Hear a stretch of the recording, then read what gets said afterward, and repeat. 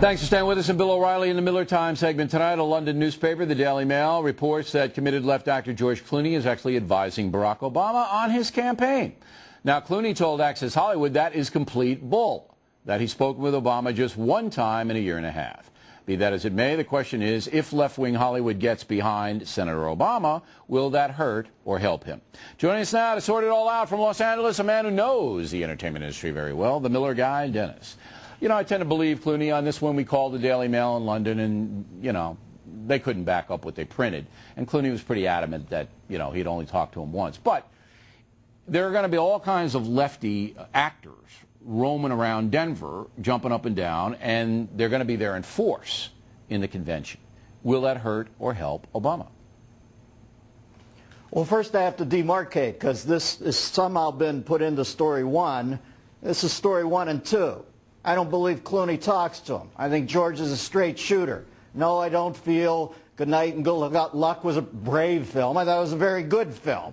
But I know I don't agree with George politically, but I do think he's a straight shooter. I don't think Barack Obama and he talk about this. So I feel a little goofy if I'm entering this through that door. They don't talk. I believe Clooney. I don't tend to believe him. I believe him. So I guess they don't talk. If you've got a bunch of nimrods running around in trucker hats at this thing, Young Hollywood, talking about, you know, if we want to save Georgia, we got to get Michael Vick out and release the dogs. Yeah, it's going to hurt Barack Obama because they're going to look like idiots. But it has nothing to do with the Clooney thing. All right, so nimrods will hurt Obama, but Clooney so far has not. Now, the only Clooney deal that raises a little bit of suspicion is that Clooney is going to hold a big fundraiser at Clooney's palace in Lake Como in Italy for Barack Obama. So, you know, there is some relationship there. But I don't think it matters. I agree with you. Look, if Barack Obama wants to get advice from George Clooney, fine. Maybe there'll be an Ocean's 14 if Obama doesn't win, and he'll take the John Cheadle role. That could happen, all right? But listen, when we say palace about George Clooney's place, I don't have any axe to grind. I think palace almost insinuates. I like people who bust their butt and rise to the top of their but it's a palace. I think he does a nice job. Have you seen it? Yeah, he bought a nice house. Yeah, I have a nice house too. And when somebody says it's a palace, I always feel like we're digging a little or something. Yeah, I kind of like Clooney. I don't agree with Clooney at all. I like him. Okay, but in your house, do you have serfs? You mean SERFs? SERF. It's a joke, Miller. I know you're the comedian, but I'm just giving you a little jazz. All right, he's got a big deal. Okay, now look, Nimrods aside, because we all know Nimrods are no good. If the left Hollywood community turns out in force in Denver, and there you have Ben Affleck, you have Matthew Modine, you have whatever fruit flavor of the month, other people are there yelling about Obama's the greatest guy. And the folks at home in Toledo, Ohio, which is going to be a key precinct in this election, how are they going to process that? Yes, good, bad, ugly, what? I think we're to the point now with Hollywood where, listen, Hollywood I live in and work in to some degree. I disagree with it almost completely. I don't dislike it. I look at guys like Affleck and that, and I think, well, that's what Ben Affleck thinks. I assume most people in Toledo, Ohio, think that having something to do with Good Will Hunting has nothing to do with who you're voting for. All right, so you don't think it's going to hurt Clooney with these guys out for him? Okay. Now, on my radio program, Michael Moore hurts. Yeah. Well, he's a Nimrod, is he not? Yeah. Okay. Yeah. I'm just kidding. But we have something on Moore tomorrow night. You're going to want to watch on The Factor, by the way, Miller. Don't miss this. Anyway. All right. Well, he's getting big now. You must have put that story in IMAX. Okay.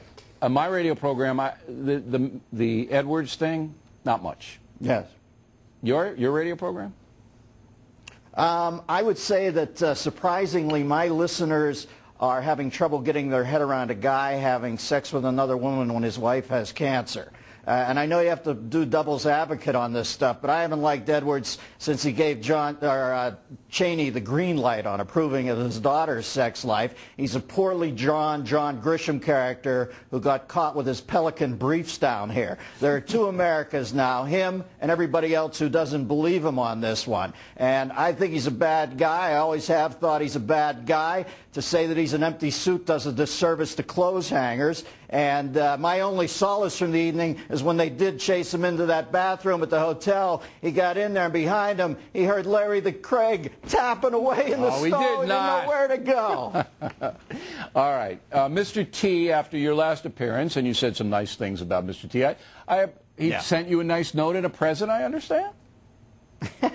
Mr. T's so beautiful, he sends me a 5-pack of Snickers. And by the way, when did this will tell you how the recession's hitting us eventually. We're down to 5-packs. I remember when 6-packs were de rigueur. But he sends me a 5-pack of Snickers, and on the front cover it says, "Get some nuts," and they're good, they taste good, and I like Mr. T. I thought he was a sweet guy, and I would encourage the homosexual community, take a couple days off. Whatever happened to good old-fashioned homosexual sex, now they're just eternally vigilant about perceived slights. There was a reason you went to homosexuality.